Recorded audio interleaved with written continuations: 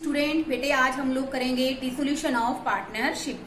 देखो बेटा, दो चीजें होती हैं, एक होता है डिसोल्यूशन ऑफ पार्टनरशिप और एक होता है student dissolution of partnership firm.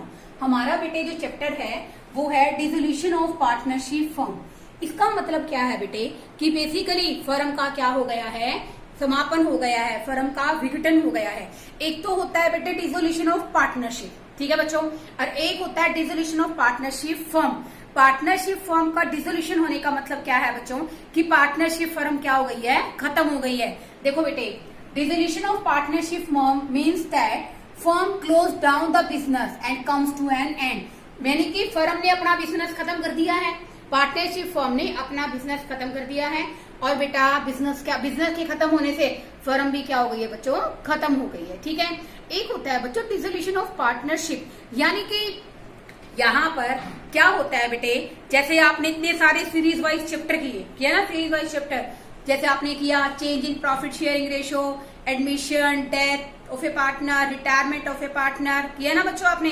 तो उस केस में बेटा डिसोल्यूशन ऑफ पार्टनरशिप हुई थी कि पुरानी पार्टनरशिप बेसिकली क्या हो गई, खत्म हो गई, ठीक है, और नई पार्टनरशिप क्या आ गई बेटे बिजनेस के अंदर शुरू हो गई है। तो बेटे एक तो होता है फर्म का खत्म हो जाना कि पूरा का पूरा बिजनेस ही खत्म हो गया है, ठीक है, और एक होता है बेटे कि जो एग्रीमेंट उनके बीच में है उसमें थोड़ा सा परिवर्तन आना। कैसे आएगा बच्चों, देखो first dissolution of partnership firm का मतलब क्या है, बिजनेस का खत्म होना और फर्म का क्या हो जाना, खत्म हो जाना। पार्टनरशिप कैसे खत्म होगी, जैसे कोई पार्टनर बेटा एडमिशन करेगा, एडमिशन माने एडमिट होगा, नया पार्टनर आएगा, तो ओल्ड पार्टनरशिप क्या हो जाएगी बच्चों, खत्म हो जाएगी। क्योंकि दूसरा पार्टनर बेटे बेसिकली दो पार्टनर है, एक रिटायर हो जाएगा तो भी बेटे पार्टनरशिप क्या हो जाएगी, खत्म हो जाएगी। लेकिन बच्चों बिजनेस एज इट इज चलता रहेगा।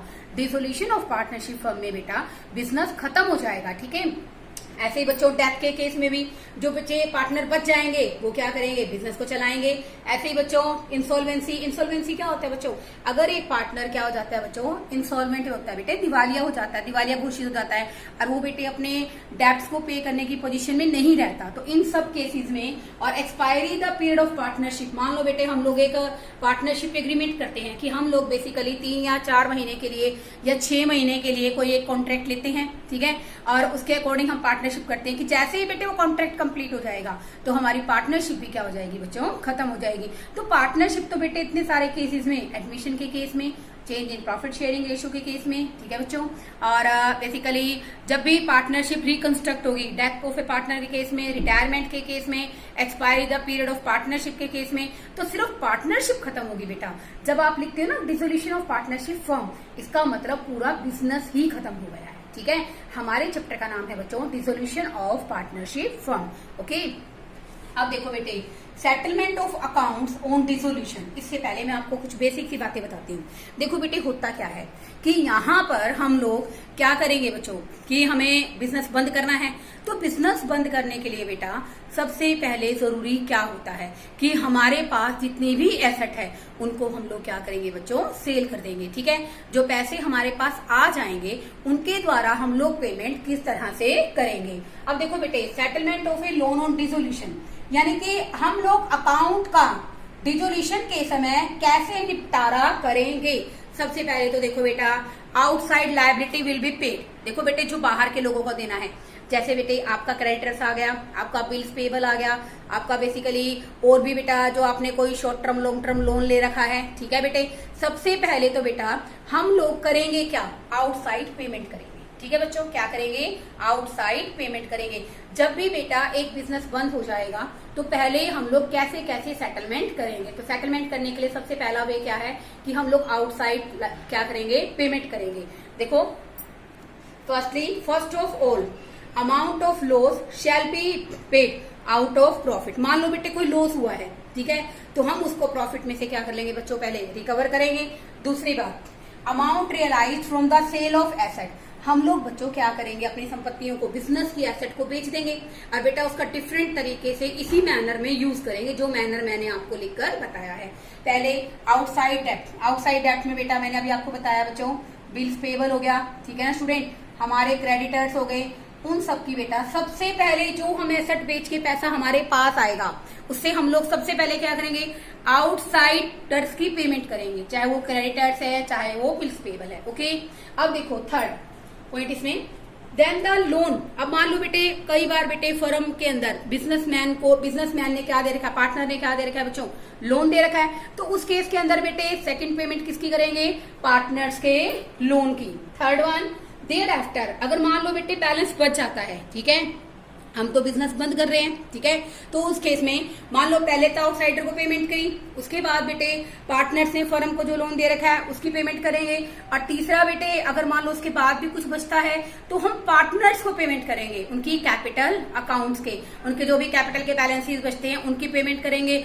और फाइनली अगर कुछ बचता है, उसके बाद भी अगर कुछ बच जाता है बच्चों, तो हम उसको प्रॉफिट शेयरिंग रेशियो में बांट लेंगे। तो बेटे ये मैंने क्या बताया आपको, settlement of accounts on dissolution, जब फर्म का बच्चों समापन हो जाएगा तो वो कैसे कैसे अकाउंट्स के अंदर सेटलमेंट करेंगे। पहले मैंने क्या बताया, कोई मान लो बेटे लॉस वगैरह है उसको हम लोग रिकवर करेंगे, ठीक है, प्रॉफिट में से। दूसरा मैंने क्या बताया कि हम अपनी एसेट्स को बेच देंगे, ठीक है, एसेट्स बेचने से जो पैसा मिलेगा उससे एक बार तो पहले हम लोग करेंगे आउटसाइड की पेमेंट, चाहे क्रेडिटर्स है चाहे बिल्स पेबल है।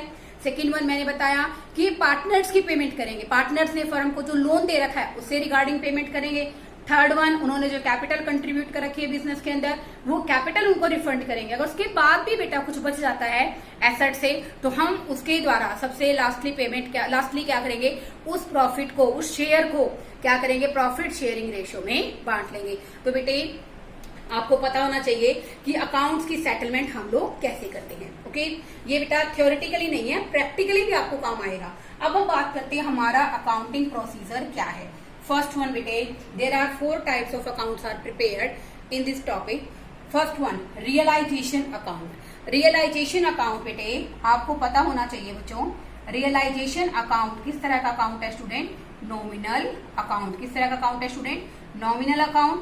Debit all expenses and losses, credit all income and gains। Okay, अब देखो बेटे जो भी हम लोग बेटा एसेट को, अब देखो बेटे हम लोग एसेट्स का बैलेंस क्लोज करेंगे तो बेटे हम लोग रियलाइजेशन को हम हिंदी में कहते हैं बच्चों वसूली खाता। रियलाइजेशन अकाउंट के थ्रू हम लोग क्या करेंगे बच्चों, डीलिंग करेंगे। किस तरह से डीलिंग करेंगे बच्चों, कि एसेट को बेच दिया, लायबिलिटी की पेमेंट कर दी, ठीक है बच्चों, रियलाइजेशन का जो लॉस प्रॉफिट आएगा उसको पार्टनर्स कैपिटल में से क्या करोगे बच्चों, चार्ज करोगे। ये तो मैं आपको जर्नल में बताऊंगी, ठीक है। Second one, partners capital account, ठीक है बच्चों, पार्टनर्स में कैपिटल अकाउंट में क्या क्या रिजर्व वगैरह पड़े हुए हैं, रियलाइजेशन का लॉस प्रॉफिट है वो बांट देंगे बच्चों, ठीक है।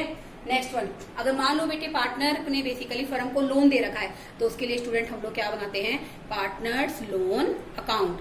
फोर्थ आ गया बच्चों हमारा बैंक और कैश अकाउंट। यहाँ बैलेंस शीट तो बनाने की जरूरत नहीं है, आप लोगों ने नहीं सोचा ना ये बात जो मैंने बताई आपको कि हम बैंक और कैश अकाउंट क्यों बना रहे हैं, बैलेंस शीट क्यों नहीं बना रहे हैं।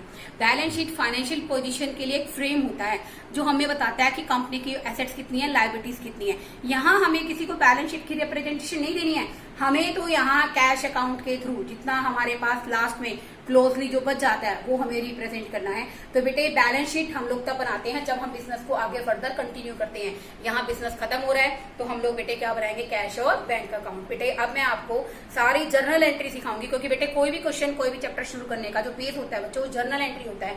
और बेटे रियलाइजेशन के केस में journal entries are also more important. Okay, तो थोड़ा सा समझा रही हूँ स्टूडेंट, जर्नल एंट्रीज से लेकर कि जर्नल एंट्रीज कैसे कैसे आप इसके अंदर बनाओगे।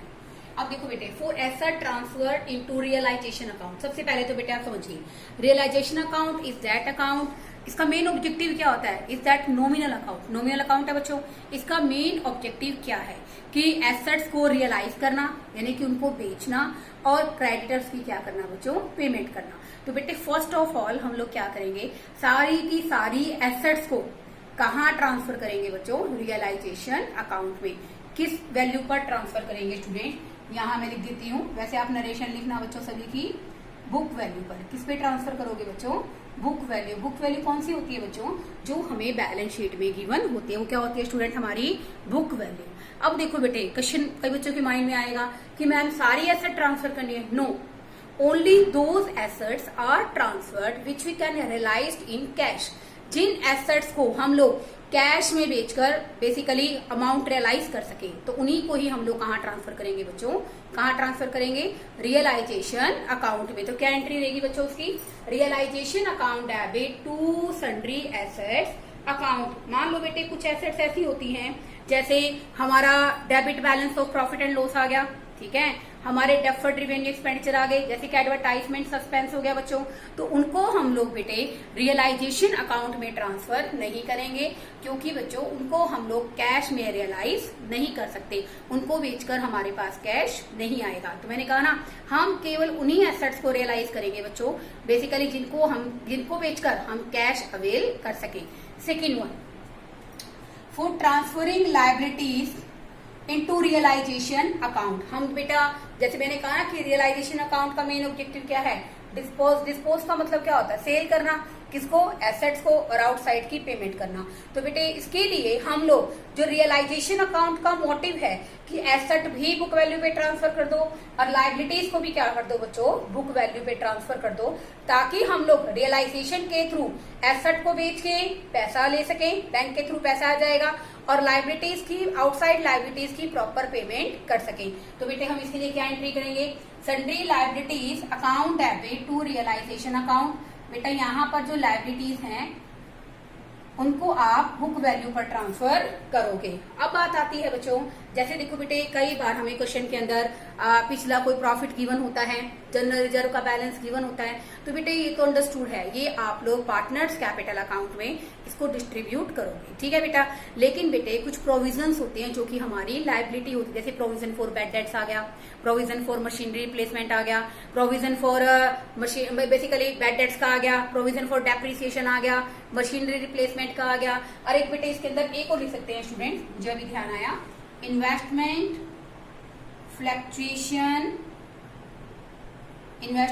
फ्लक्चुएशन रिजर्व अकाउंट डेबिट, ठीक है बच्चों। तो हम लोग बेटे इसके अंदर एक इन्वेस्टमेंट फ्लक्चुएशन रिजर्व को भी यहाँ पर ट्रांसफर कर सकते हैं। तो बेटे जैसे हम लोग एसेट ट्रांसफर करते हैं तो क्या एंट्री करते हैं बच्चों, realisation to assets, liability transfer करते हैं तो क्या एंट्री करते हैं, liabilities account debit to realisation. तो बेटे ये जो प्रोविजंस हैं these are our liabilities, provision for bad debts, investment fluctuation reserve, provision for depreciation, provision for machinery replacement, account debit to realisation account. इनको हम लोग कहाँ ट्रांसफर कर देंगे बच्चों, रियलाइजेशन अकाउंट के अंदर ट्रांसफर कर देंगे।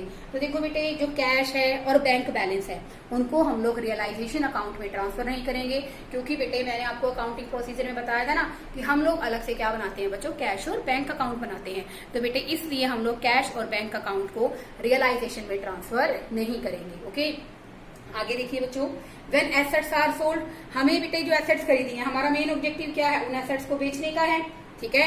तो बेटे हम लोग अगर एसेट्स को बेचेंगे तो हमारे पास क्या आएगा स्टूडेंट, क्या आएगा, बैंक के थ्रू कैश किया जाए तो कैश पेमेंट आएगी, या फिर क्या आएगा, चेक आएगा। तो मैंने दोनों ही ऑप्शन ले लिए हैं बच्चों, bank account debit to realisation. Okay, तो हमें रियलाइजेशन के थ्रू हमारे पास बेटा एसेट बेचने पर क्या आ गया, बैंक और कैश के थ्रू पैसा आ जाएगा। ऐसे ही बच्चों हम लोग क्या करते हैं स्टूडेंट, लायबिलिटी की पेमेंट करते हैं। अगर आप लायबिलिटी की पेमेंट करोगे हमारे पास से कैश और बैंक का बैलेंस जाएगा। ओके, कैश और कैश अकाउंट हमारा कौन सा अकाउंट है बच्चों, रियल अकाउंट है। तो बेटे realisation account debit to bank account, ठीक है स्टूडेंट। आगे देखिए, अगर मान लो बेटे कई बार जब बिजनेस बंद हो रहा है ना तो कुछ पार्टनर क्या डिमांड करते हैं कि ये एसेट तो हम ले लेते हैं, ठीक है ना। तो बिजनेस को तो बेटे एसेट बेचनी है, बिजनेस बंद ही करना है, जब कोई आउटसाइडर ले चाहे कोई पार्टनर ले। तो बेटे जब भी कोई पार्टनर बेटे एसेट ले लेगा तो हम बेटे इसकी कैपिटल को क्या कर देंगे, कम कर देंगे, क्योंकि हम उसकी कैपिटल में से वो पैसे क्या करेंगे बच्चों, निकाल लेंगे। तो उस केस में बेटे हम लोग क्या एंट्री करते हैं, partners capital account debit to realisation. अगर कोई भी पार्टनर बेटे एसेट लेगा तो हम उसकी कैपिटल को बच्चों क्या करेंगे, रिड्यूस करेंगे। ओके, एसेट कौन सी अकाउंट होता है बेटे, बेसिकली एसेट अकाउंट एक तरह से हमारा रियल अकाउंट है, ये आप सबको पता है। तो बेटे इस केस के अंदर हम लोग क्या एंट्री करेंगे कि जब भी कोई पार्टनर एसेट्स ले लेगा तो उस केस में बच्चों हमारी एंट्री क्या हो जाएगी, partners capital account debit to realisation. ऐसे ही बच्चों अगर कोई पार्टनर लायबिलिटी पे करने के लिए तैयार हो जाएगा तो हम उसकी कैपिटल को बच्चों क्या कर देंगे, इंक्रीज कर देंगे। तो क्या एंट्री हो जाएगी, realisation account debit to partners capital. अब देखो बेटे जो हमारे एक्सपेंसेस होते हैं रियलाइजेशन के, देखो बेटे एक्सपेंसेस ऑब्वियसली होंगे रियलाइजेशन के, आपको कुछ एसेट्स को बेचने के लिए ब्रोकरेज पे करनी पड़ेगी, कमीशन पे करना पड़ेगा, और भी बेटे डिफरेंट टाइप के एक्सपेंसेस होते हैं बेटे जो एक फर्म को बियर करने पड़ते हैं। ओके, तो उसके लिए क्या एंट्री करोगे, रियलाइजेशन एक्सपेंसेस या रियलाइजेशन अकाउंट डेबिट। बेसिकली एक सेकंड, ये वाली एंट्री स्टूडेंट ध्यान से देखिए, when realisation expenses are paid in cash, तो realisation account debit to bank account. देखो बेटे रियलाइजेशन को रिलेटेड कई सारी बातें हो सकती हैं कि एक्सपेंसेस कौन पे कर रहा है, कब पे कर रहा है। अगर फर्म पे कर रही है तो realisation account debit to bank, और अगर मान लो बेटे कोई पार्टनर पे कर रहा है behalf of the firm, firm के बिहाफ पर फर्म के रियलाइजेशन एक्सपेंसेस कौन पे कर रहा है बच्चों, पार्टनर पे कर रहा है, तो उस केस में उसकी कैपिटल को इंक्रीज करेंगे because we have to pay. Okay, तो realisation account debit to partners capital account कब करेंगे स्टूडेंट एंट्री, जब बेटे एक पार्टनर फर्म के बिहाफ पर क्या करता है, रियलाइजेशन एक्सपेंसेस पे करता है। लास्ट देखिए student, when realisation expenses are to be borne by partner, यानी कि देने किसने थे बच्चों, पार्टनर ने, लेकिन पे किसने कर दिए बच्चों, फर्म ने। किसने पे कर दिए बच्चों, फर्म ने। तो फर्म बेटे क्या करेगी, पार्टनर से लेगी, पार्टनर से अगर फर्म रियलाइजेशन एक्सपेंसेस को लेगी तो बेटे नो डाउट उसके लिए क्या एंट्री करेंगे, पार्टनर्स की कैपिटल को रिड्यूस करेंगे, तो partners capital account debit to bank account या फिर टू कैश। बेसिकली हमारी इंपॉर्टेंट एंट्रीज थी वो मैंने आप सबको जर्नल के अंदर करा दी हैं। मैं एक क्वेश्चन और आपको कराती हूँ जिससे आपको अच्छे ढंग से क्लैरिटी आ जाएगी। ठीक है, इसमें मैं आपको सेकंड क्वेश्चन करवा रही हूँ बेटे, ध्यान से देखो। फर्स्ट देखो बेटे, एक्सपेंसेस ऑन रियलाइजेशन। रियलाइजेशन बेटे हमारे लिए रियलाइजेशन क्या है, एक तरह से नॉमिनल अकाउंट है। तो रियलाइजेशन के थ्रू अगर हम खर्चों को पे करते हैं तो बेटे सिंगल सी एंट्री आती है, realisation account debit to bank account amounting ₹8,000 as well as 8,000 in a credit side. Second देखिए बच्चों, expenses of realisation were paid by the partner. मैंने आपको कहा था ना बेटे कि अगर कोई भी पार्टनर कोई भी लायबिलिटी पे करने के लिए तैयार हो जाए, कोई भी एक्सपेंसेस पे करने के लिए तैयार हो जाए, तो हम उसकी कैपिटल को बच्चों क्या करेंगे, क्रेडिट। क्या करेंगे स्टूडेंट, क्रेडिट। तो क्या एंट्री आ जाएगी, रियलाइजेशन के एक्सपेंसेस पे कर रहा है, realisation account debit to partners capital account amounting ₹10,000। आगे देखिए बच्चों थर्ड एंट्री, यहाँ पर बेटे दे रखा है कि रियलाइजेशन के जो एक्सपेंसेस हैं of ₹12,000 were to be met by Tushar a partner but were paid by the firm. देखो बेटे देने किसको थे, तुषार को, लेकिन देने किसको पड़े, फर्म को। तो बेटे फर्म तुषार की कैपिटल को क्या करेगी बच्चों, कम करेगी। तो क्या एंट्री बनेगी, Tushar capital account debit to bank account. एक बार मैं आपको ये तीनों एंट्रीज कोरिलेट करती हूँ स्टूडेंट। देखो एक्सपेंसेस अगर फर्म पे करती है तो realisation account debit to bank, कोई भी एक्सपेंस अगर फर्म पे करेगी, कोई लायबिलिटी पे करेगी बच्चों, तो फर्म क्या एंट्री करेगी, क्योंकि फर्म बेटे जो भी आउटसाइड लायबिलिटी की पेमेंट करेगी, एक्सपेंसेस पे करेगी only and only through the realisation account. Then entry will be realisation account debit to bank account. Okay, अब ये कहा कि बेसिकली जो रियलाइजेशन के एक्सपेंसेस है वो एक पार्टनर पे कर रहा है, तो हमारे पास से बैंक नहीं जा रहा। रियलाइजेशन टू बैंक क्यों नहीं किया बच्चों, क्योंकि हमारे पास से बैंक का बैलेंस रिड्यूस नहीं हो रहा है। यहाँ पर बेटे हम उसकी कैपिटल को क्या कर देंगे बच्चों, इंक्रीज कर देंगे। We all know that capital का बैलेंस स्टूडेंट क्या होता है, हमेशा क्रेडिट। अगर आपको बेसिकली फर्म के एक्सपेंसेस वो पे कर रहा है तो हम उसकी कैपिटल को बेटे उतनी ही अमाउंट से क्या कर देंगे, इंक्रीज कर देंगे। थर्ड देखिए बच्चों, यहाँ पर बेटे रियलाइजेशन के एक्सपेंसेस पे किसको करने थे बच्चों, फर्म को, और पे किसको करने थे, तुषार को, लेकिन पे किसने किए, फर्म ने। किसके बिहाफ पर पे किए बच्चों, तुषार। तो हम बेटे तुषार से लेंगे, तो तुषार की कैपिटल को हमने क्या कर दिया बच्चों, डेबिट कर दिया, और हमारे पास से क्या गया बच्चों, बैंक का बैलेंस रिड्यूस हो गया, कैश चला गया। तो Tushar capital account debit to bank account. आगे देखिए बच्चों fourth entry, Suresh a partner were paid remuneration of ₹10,000 and he was to met all expenses. जो बेटे सुरेश हमारा पार्टनर है उसको रेम्यूनरेशन के लिए 10,000 रुपए देते हैं, और वो उसको बेसिकली खर्चों के लिए देते हैं जो कि उसको पे करने हैं। तो सिंपल सी एंट्री है बच्चों, उसने पे कर दिए, realisation account debit to Suresh capital. ठीक है बच्चों, क्योंकि देखो बेटे एक बार दोबारा से पढ़ो इस एंट्री को, Suresh a partner was paid remuneration of ₹10,000 and he was to meet all expenses, और उसको बेटे सारे के सारे एक्सपेंसेस क्या करने हैं बच्चों, बियर करने हैं। तो उस केस में बेटा हम उसकी कैपिटल को इंक्रीज करेंगे, तो realisation account debit to Suresh capital. Next देखिए बच्चों फिफ्थ एंट्री, देखो बेटा वीरू एक पार्टनर है जिसको 15,000 रुपए दिए गए सारे एक्सपेंसेस को बियर करने के लिए, लेकिन बेटे एक्सपेंसेस कितने किए हुए, 20,000 के, और वो किसने पे किए बच्चों? Actual expenses amounting ₹20,000 which were paid by the firm. 15,000 के दिए गए थे, एक्चुअल एक्सपेंसेस कितने के हो स्टूडेंट? 20,000 के। तो देखो बेटा फर्म क्या एंट्री करती है? Realisation account debit to bank account. ठीक है बच्चों, तो यहाँ पर हमने पेमेंट कितने की करी है स्टूडेंट? 20,000 की। तो रियलाइजेशन के लिए हमने 15,000 ऑलरेडी इसको पे कर रखे थे। ठीक है बच्चों, तो यहाँ से बेटे 5,000 से हम उसकी कैपिटल को स्टूडेंट क्या कर देंगे? रिड्यूस कर देंगे। क्या कर देंगे बच्चों? रिड्यूस कर देंगे। इसमें क्या एंट्री बन जाएगी? Realisation account debit Veeru capital account debit to bank account. Next देखिए बच्चों, रियलाइजेशन एक्सपेंसेस हैं बच्चों 15,000 रुपए। ओके, लेकिन 10,000 were to be borne by the partner. इसका मतलब क्या है बच्चों? रियलाइजेशन खर्चे कितने हैं बच्चों? 15,000 है। तो अगर फर्म पे करती है तो फर्म क्या एंट्री करती है? Realisation account debit to bank account. Okay, लेकिन बेटे यहाँ पर फर्म ने पे कितने किए हैं? आप ये देखिए, यहाँ पर आपको ऑलरेडी क्वेश्चन के अंदर गिवन है कि फर्म ने कितने एक्सपेंसेस पे किए हैं बच्चों? 10,000 बनते थे, 15,000 पे करने थे, पार्टनर ने किए हैं, बैलेंस यानी कि 5,000 रुपए। तो फर्म के लिए क्या एंट्री करते हैं? Realisation account debit to bank. Firm के लिए कितने पे किए हैं? 5,000।